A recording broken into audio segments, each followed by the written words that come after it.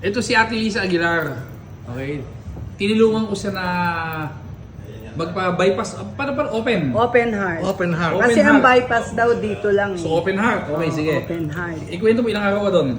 Bale, 13 days ako doon. July 5, na-admit ako. July 6, angiogram. And then July 7, undergo na ng operation. And then yung the rest ng nagpapagaling na ako. Ayun. At salamat naman kay Kong dahil siya yung taong unang nagbigay sa akin ng pampahaba ng buhay. Sabi ko nga Kong, ikaw ang solusyon ko para humaba ang buhay ko. Kaya nakikiusap ako na tulungan niyo ko. And ngayon, eto na ako. Sabi niya nga, maaliwalas ang mukha ko. Parang hindi ako na open heart. And salamat sa Diyos sa lahat na pagpapala. Kaya binabalik ko kay Lord ang mga kabutihan niya through Congressman Eming po. Magkano ba yung gastos mo sa ospital lahat? Bali, ang naging bill namin, 1,009,000. Tapos, may mga iba rin naman tumulong. Ayun. Magkano na ibigay ko sila?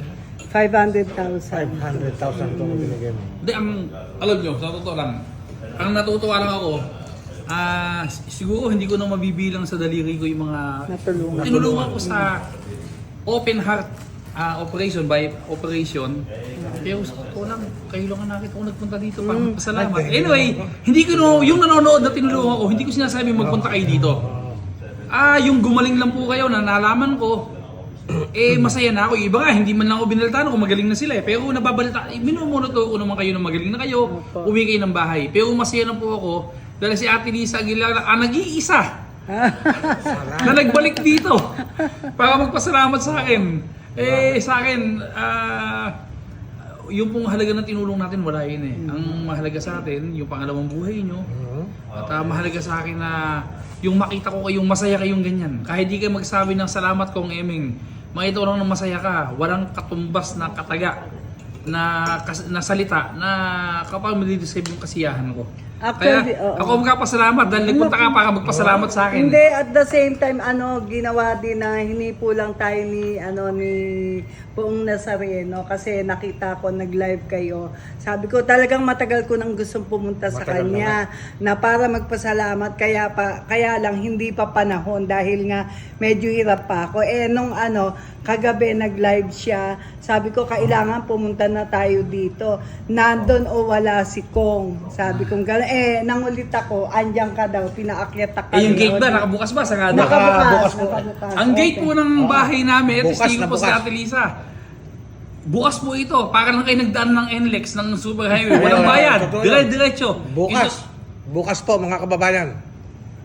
Ganyan po ang tahanan ni Congressman Eming Pascual. I love you, Congressman. At natulungan mo kami ng asawa ko na madagdagan ng buhay. Okay lang. Salamat po. Basta ang mahalaga, magaling kayo. Yun lang po.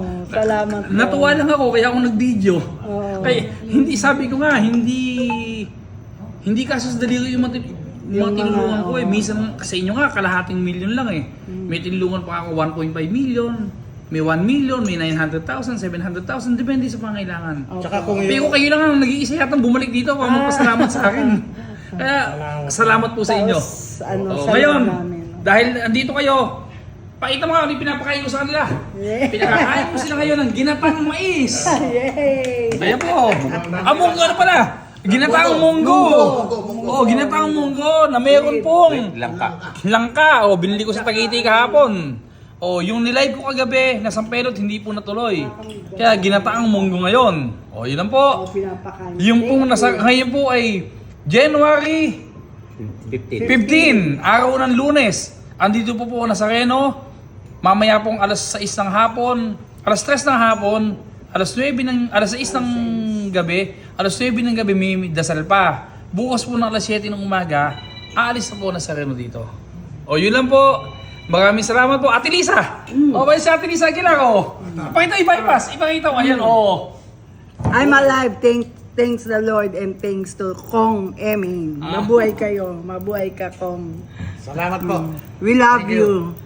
Our best congressman. Salamat po. In the Philippines. Kaya lang ako natutuwa, uulitin ko, maliit pa yung kalahating milyon tinulong ko sa kanila eh. Madami kong tinulungan, more than that pa. Pero masaya ako dahil sila lang ang nagbalik dito. Magpasalamat sa akin. Pero hindi ko sinasabing nagtatampo ako sa di nagpasalamat ha. Yun lang, magaling na po kayo. Masaya na ako nun ha.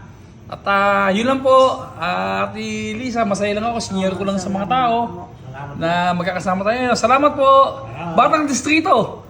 Basta si Congressman Emmy po, kung anong pwede ko maitulong, andito lang po ako. Dadamayon kayo sa oras ng kagipitan niya. Salamat po.